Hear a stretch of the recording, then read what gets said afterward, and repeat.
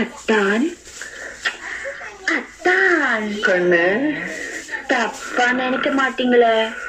இதுக்கு மேல இருக்கிற கொஞ்சோண்டு மாவு வச்சு கொஞ்சமா தான் சுட்டு கொண்டு வந்திருக்கேன்.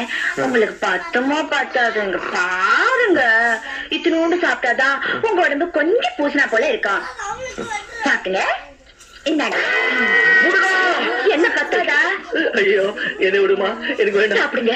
எனக்கு வேண்டாம். சாப்பிடுங்க. எனக்கு வேண்டாம். நீங்க தான் சொன்னீங்க நான் வேண்டாம் வேண்டாம்னு சொல்லுவேன். நான் சாப்பிடுங்க சாப்பிடுங்கன்னு சொன்னீங்கல்ல. ஏதோ தப்பா மப்புல சொல்லிட்டேமா, என்ன விட்டுடு, என்ன மன்னிச்சிடு.